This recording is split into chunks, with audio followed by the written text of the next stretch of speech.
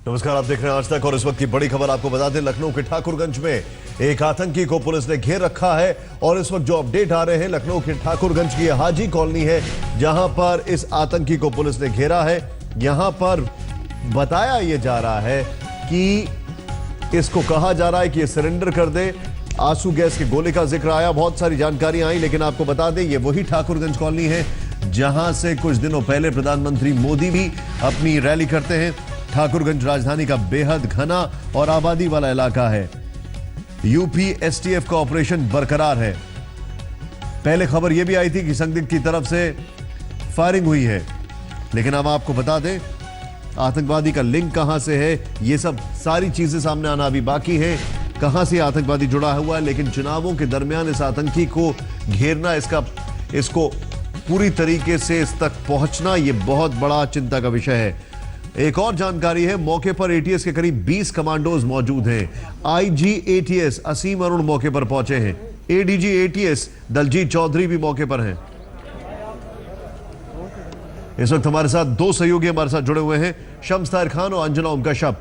बताइए क्या क्या जानकारी है आपके पास। शम्स भाई आपसे शुरू कर रहे हैं और अंजना फिर हम आपके पास आएंगे। जी निशांत, मैं आपको बताऊं कि जो एडीजी दलजीत चौधरी है, उन्होंने थोड़ी देर पहले ये बताया है कि लगभग 1.5 घंटे पहले एटीएस को एक गुप्त सूचना मिली थी कि जो लखनऊ का घना इलाका है, चौक हाजी कॉलोनी, वहां पर एक मकान के अंदर एक संदिग्ध है जिसका नाम भी बाकायदा बताया गया था, सैफुल्ला नाम है। और इसी के बाद वहां पे एटीएस की टीम पहुंची, लोकल पुलिस की टीम पहुंची और उन्होंने लगातार उससे ये कहा कि वो सरेंडर कर दे। हालांकि अभी तक पुलिस ये कह रही है कि फायरिंग कोई नहीं किया, लेकिन उसने अपने आप को एक कमरे में बंद कर रखा है और पुलिस की कोशिश है कि किसी तरह से पहले आंसू गैस उसके अंदर छोड़ा गया और बाकी उसको समझा कर कि उसको बाहर लाया जाए। लेकिन पुलिस अंदर जाने का अभी रिस्क नहीं ले रही है, क्योंकि उन्हें मालूम नहीं है कि उसके पास कितने हथियार हैं, क्या कुछ है और क्या नहीं है। तो बातचीत की कोशिश की जा रही है, ऑपरेशन लगातार जारी है और अभी तक ये ऑपरेशन खत्म नहीं हुआ है। लेकिन इससे पहले की कहानी यह है निशांत कि आपको पता होगा कि भोपाल एक्सप्रेस के एक ब्लास्ट की खबर थी, उसके बाद कि उज्जैन से तार जुड़ता है। और हाल में अगर हम बात करें पिछले 10-15 दिनों में आईएसआईएस से जुड़े हुए कई संदिग्धों की देश भर में अलग अलग राज्यों में गिरफ्तारी हुई। तो इसको भी उससे जोड़कर देखा जा रहा है कि इसका लिंक आईएसआईएस के साथ हो सकता है। हालांकि इस बारे में भी पुष्टि नहीं की गई है, लेकिन एटीएस के इस सूत्र क्या है पूरा इशू और किससे रिलेटेड है ये मैटर। एक हमें इनपुट आज प्राप्त हुआ था कि कुछ सस्पेक्ट्स यहाँ पे छुपे हुए हैं कानपुर में और लखनऊ में। उसी के ऊपर हमारी एटीएस की टीम, उनके सीनियर अधिकारी और सिविल पुलिस उनकी तलाश में गई थी। जो कानपुर में एक अभियुक्त था, सस्पेक्ट था, उसको गिरफ्तार कर लिया गया है। दूसरा जो सस्पेक्ट है वो यहाँ पर लखनऊ में है, ठाकुरगंज इलाके में। उसको अभी मकान को घेरा हुआ है, उसको अनाउंस किया है बाहर निकलने के लिए। अभी वो बाहर नहीं आया है। निश्चित रूप से हम चाहेंगे कि बहुत जल्दी इसमें जो हमारा टेक्निकल ऑपरेशन है वो इसमें करें, ताकि जो भी सस्पेक्ट अंदर है वो जल्द से जल्द गिरफ्तार हो। कौन है, इसका क्या एज होगी और क्या कहाँ का रहने वाला है, किस तरीके से लिंक करते हैं और अभी कैसे क्या कमांडर्स वगैरह पुलिस ने लगाया, आप लोग ऑपरेशंस को कैसे कर रहे हैं? हमारे हिसाब से ये लखनऊ का ही रहने वाला है और हमें जो टिप ऑफ मिली है वो बाहर से आई है। और हम ये भी सस्पेक्ट करते हैं कि उसके पास संभवतः वेपन भी है। हमारा पूरा प्रयास रहेगा कि इस ऑपरेशन को जल्द इसके लॉजिकल एंड तक ले जाएं। वही हम, इसीलिए सारी हमारे सीनियर अधिकारी मौके पर हैं। कितने लोग हैं इसमें और क्या नाम है इसका, आपको लग रहा है क्या मोटिव हो सकता है इसका यहाँ लखनऊ इसका? ये चीजें तो अब कुछ चीजें ऐसे इनपुट्स हैं जो अभी बहुत ज्यादा शेयर नहीं करूंगा, लेकिन जैसे जैसे ये आगे और डेवलप होंगे हम निश्चित रूप से आपको बताएंगे। हम कह सकते हैं अभी इनिशियली एक बंदा है अंदर, हमारे हिसाब से एक आदमी है। तो वो क्या सुने मारा के काफी क्लैश कर रहा है, कमांडोज वगैरह भी आगे जा रहे हैं, कितना गिरा हुआ है? हम कह सकते हैं कि हम सक्सेसफुली, आप लोग कैसे टेक्टफुली आगे जा रहे हैं, कितना उसके साथ में आप लोग को फाइट करना पड़ रहा है पुलिस को? टैक्टिकल ऑपरेशन जिसको बोलते हैं कि सही से घेरना और मिनिमम हानि किसी को भी पहुंचाए, किसी को भी इधर साइड पहुंचाए, उसको गिरफ्तार करना, यही हमारा प्रयास है। और मुझे पूरी उम्मीद है कि इसमें हम सफल होंगे। क्या इसमें और लोग भी हो सकते हैं या आप लोग इसको देख रहे हैं? अभी हम सस्पेक्ट कर रहे हैं कि केवल एक ही व्यक्ति अंदर है। तो ये एक ऐसा भी कहा जा रहा है कि ये क्या कुछ कहीं ट्रेन जो ब्लास्ट हुए थे उससे कहीं लिंक है एमपी वगैरह से? जो इनपुट आया है वो हमें आउटसाइड द स्टेट आया है और इसके क्या लिंकेजेस हैं, ये कौन सा मॉड्यूल है, किसके साथ इसके ताल्लुकात हैं, ये बातें पकड़े जाने के बाद ही उजागर होंगी। और ये भी सिर्फ एक टिप ऑफ है जिसके ऊपर हम काम कर रहे हैं, और टिप ऑफ बिल्कुल सही है। जिस प्रकार से जो फर्स्ट रिएक्शन उसके द्वारा हुआ है, ऐसा प्रतीत होता है कि टिप ऑफ बिल्कुल सही है। लेकिन अब सफलता असली ये होगी कि हम उसको पकड़ें, उससे पूछताछ करें और सही बात जानकारी करें। आप लोग कैसे इस समय जिंदा ही उसको पकड़ने की ऑब्वियसली कोशिश कर रहे हो, क्योंकि जैसा कि उसने बंद कर रखा, हमें बता रहे हैं लोग, हमारी भी टीम बता रही है, उसको अंदर से उसने बंद कर रखा है। आपकी क्या प्रयास होगा कि ताकि पुलिस जान सके कि क्या लोग हो सकते हैं? हमारा प्रयास ये होगा कि हमारे पास जो कमांडोज हैं, they are well trained commandos for such kind of situations. तो वो अपनी जो टेक्टिकल उनकी नॉलेज है उसके अनुसार ऑपरेशन करें और उसको जितनी जल्दी हो उसको रेस्क्यू करके बाहर लाएं और उससे पूछताछ करें। इस वक्त ये बड़ी खबर हम एडीजी दलजीत चौधरी की तरफ से जानकारी आ रही है।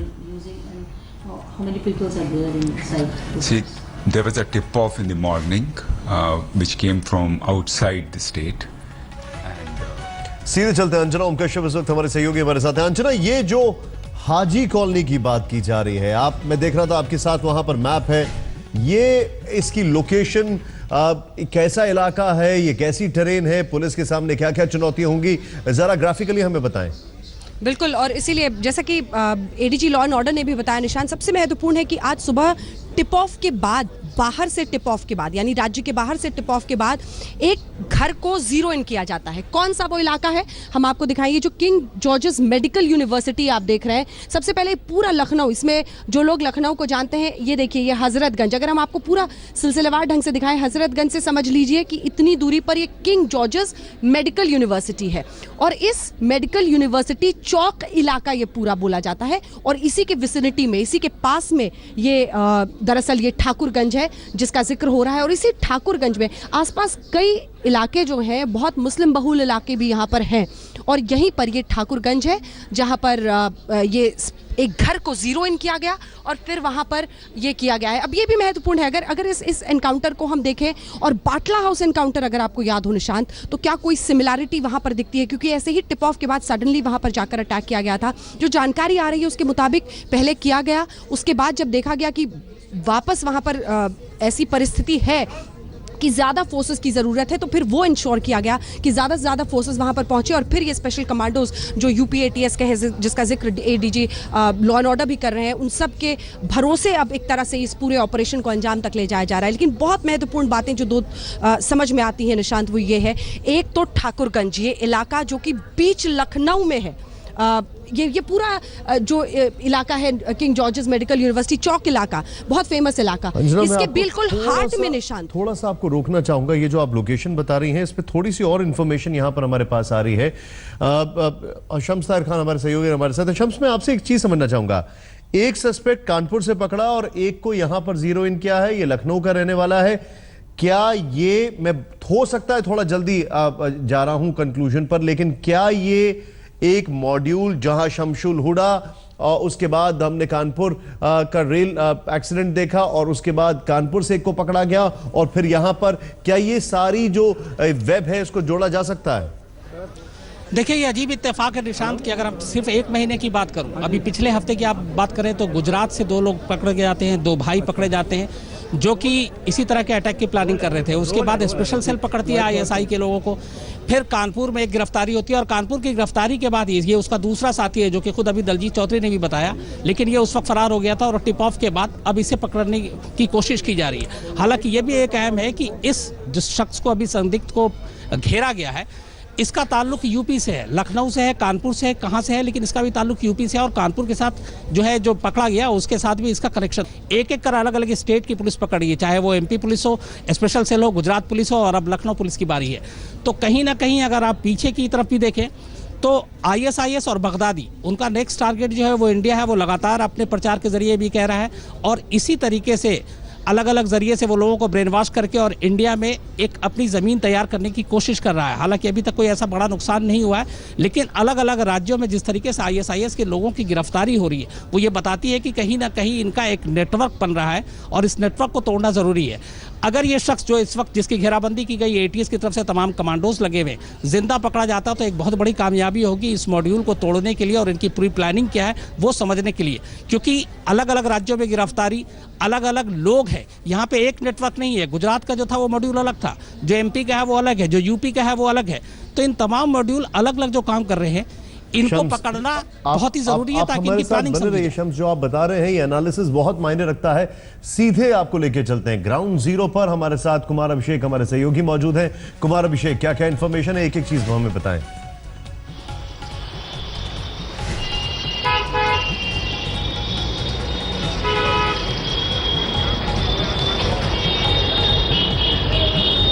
निशांत, देखिए, जो हमारी DGP से बात हुई है उसके मुताबिक एक आतंकवादी नहीं 2 हो सकते हैं भीतर में, जो उनकी जानकारी है। हालांकि इस पर अभी तक पूरी तरीके से कंफर्म नहीं है। नाम भी जो निकल कर आ रहा है, जो हमें सोर्सेज से मालूम चल रहा है, वो सैफुल्ला बताया जा रहा है उसका नाम। कहीं ना कहीं इस सस्पेक्ट को लोग देख रहे हैं कि ये कहीं मध्य प्रदेश से जुड़ा ना हो, इस तरह की बातें निकल करके सामने आ रही हैं। जो इलाका है वो दुबग्गा है, दुबग्गा ठाकुरगंज का इलाका है, जो कि जो चौक का इलाका है उससे तकरीबन 1 से 1.5 किलोमीटर की दूरी पर है। सुबह एक झगड़े के बाद, आपसी झगड़े के बाद जब 100 नंबर पर कॉल किया गया है और जब वहां पुलिस पहुंची है तब धीरे धीरे पता चला है कि ये कुछ और बड़ी बात है। और उसके बाद जिस कमरे को, जिस इलाके को जीरो इन किया गया है वहां साफ तौर पर एक सस्पेक्ट टेररिस्ट की बात निकल करके सामने आ रही है। मैंने खुद DGP से इस मामले में बात की है और जो हमें जानकारी मिली है उसके मुताबिक उधर से एक फायरिंग हुई है। हालांकि अब यह भी कहा जा रहा है कि उसने अपने को कमरे में बंद कर लिया है, लेकिन पुलिस उम्मीद कर रही है कि आधे घंटे 45 मिनट में शायद यह ऑपरेशन ओवर हो जाए। कुछ बातें उसकी तरफ से जो कही गई हैं वो भी सुनी गई है, ऐसा बता रहे हैं लोग, जिसमें यह कहा गया है, जिसमें यह कहा कुमार अभिषेक, मैं आपको एक चीज आपसे समझना चाहूंगा और शम्स मैं चाहूंगा इसको आप भी वेरीफाई करें। लेकिन कुमार अभिषेक, अभी कोई भी खबर को हम इग्नोर नहीं कर सकते हैं। एक खबर बहुत तेजी से अभी आगे बढ़ रही है। वो खबर यह है कि एक सस्पेक्ट को अरेस्ट कर लिया गया है और कानपुर से, दूसरा जो है वो बिल्डिंग के अंदर है और यहां पर एक नहीं बल्कि 2-3 लोग हैं जो कि यहां पर ठाकुरगंज के जिस मकान में हाजी कॉलोनी का जो जिक्र हो रहा है 2-3 लोग हो सकते हैं। क्या यह बात सही है?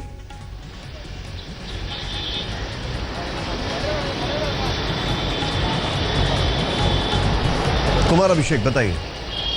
निशांत, आप मुझसे पूछ रहे हैं? जी जी जी। निशांत, देखिए, एक से ज्यादा लोग हो सकते हैं क्योंकि मैंने खुद अपने DGP से जब मैंने बात की है तो उन्होंने इस बात की लगभग पुष्टि की है कि एक से ज्यादा लोग हो सकते हैं। उन्होंने ये भी पुष्टि की है कि उधर से एक फायरिंग भी आई है और उसके बाद पुलिस ने एक तरीके से पूरे इलाके को घेर लिया है। लेकिन क्या ये कौन सा मॉड्यूल है, किस मॉड्यूल से जुड़ा हुआ है, इसकी पुष्टि अभी पुलिस नहीं कर पा रही है। एक खबर यह भी आई थी कि ट्रेन में जो ब्लास्ट हुआ है, एक छोटा ब्लास्ट जो मध्य प्रदेश में हुआ है, उसका सस्पेक्ट हो सकता है। दूसरी बात यह भी आ रही है कि ये किसी और संगठन से जुड़ा हुआ, किसी और घटना से जुड़ा हुआ भी ये शख्स हो सकता है। लेकिन अभी तक पूरी तरीके से साफ तौर पर जो कोई बात कही जाए वो जब तक ऑपरेशन ओवर नहीं होगा तब तक शायद ही पता चले। अच्छा, मुझे एक बात बताएं, इस पूरे ऑपरेशन को कैसे अंजाम दिया जा रहा है? क्या क्या चीजें की जा रही हैं? क्योंकि जो भी हम देख रहे हैं वो देख रहे हैं कि पुलिस ने एक घर को घेरा बना रखा है, घर के अंदर नहीं घुस पा रहे हैं। क्या ये बात सही है?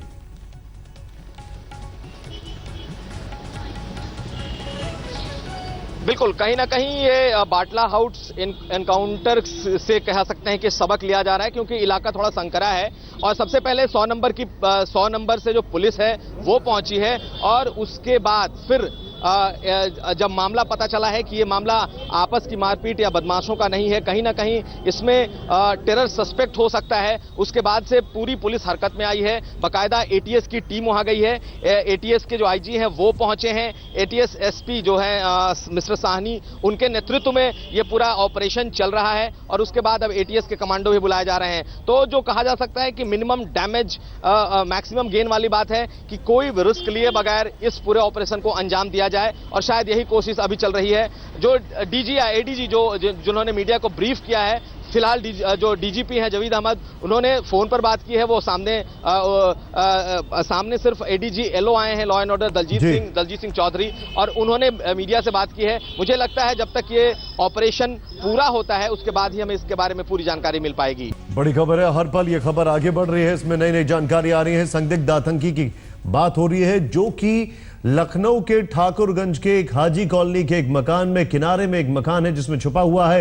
1-1.5 घंटे से ऑपरेशन चल रहा है। यूपी पुलिस वहां पर मौजूद है, यूपी के एटीएस वहां पर मौजूद है। जो ब्रीफिंग आ रही है उसके मुताबिक एक आतंकी को कानपुर में पकड़ा गया था और दूसरा यहां पर है। कुमार अभिषेक हमारे साथ हैं, शम्स ताहिर खान हमारे साथ हैं। शम्स, आपके पास क्या क्या जानकारी आ रही है?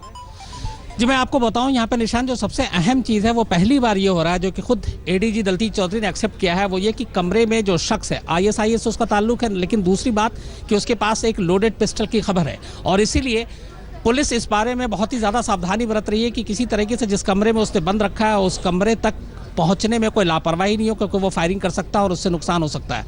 लेकिन ऐसे लोग ISIS के शख्स की गिरफ्तारी इससे पहले भी कुशीनगर में हुई, बनारस में हुई, सहारनपुर में हुई, गुजरात में हुई, लेकिन किसी के पास से हथियार नहीं मिले। लेकिन अगर यहाँ पुलिस या फिर एडीजी ये दावा कर रहे हैं कि ISIS से इसका कनेक्शन हो सकता है, तो ये हथियार की पहली बरामदगी होगी किसी ऐसे शख्स के साथ जिसका रिश्ता ISIS के साथ जुड़ा हो। इससे एक दूसरी चीज़ भी उभर के आती है कि हाल में एक रिपोर्ट आई थी कि ISIS की प्लानिंग है इंडिया में लोन वुल्फ अटैक करने की। मतलब ऐसे अटैक की इसके लिए किसी गिरोह की जरूरत नहीं है। आप 1-2 आदमी छोटे मोटे हथियार भीड़ भाड़ के इलाके में जाके घुस जाएं आप, और वहाँ पे आप गोलियां चलाने शुरू कर दें, आपके पास ग्रेनेड है वो फेंकना शुरू कर दें। इसको लोन वुल्फ अटैक कहते हैं, ताकि पैनिक हो। आपने नीस शहर में भी देखा होगा ISIS ने इसी तर्ज पे इस तरीके के हमले किए थे।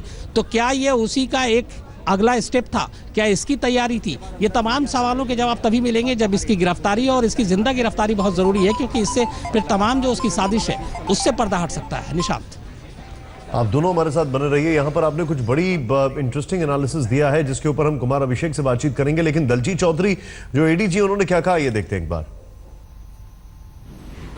एक हमें इनपुट आज प्राप्त हुआ था कि कुछ सस्पेक्ट्स यहाँ पे छुपे हुए हैं कानपुर में और लखनऊ में। उसी के ऊपर हमारी ATS की टीम, उनके सीनियर अधिकारी और सिविल पुलिस उनकी तलाश में गई थी। जो कानपुर में एक अभियुक्त था, सस्पेक्ट था, उसको गिरफ्तार कर लिया गया है। दूसरा जो सस्पेक्ट है वो यहाँ पर लखनऊ में है, ठाकुरगंज इलाके में। उसको अभी मकान को घेरा हुआ है, उसको अनाउंस किया है बाहर निकलने के लिए।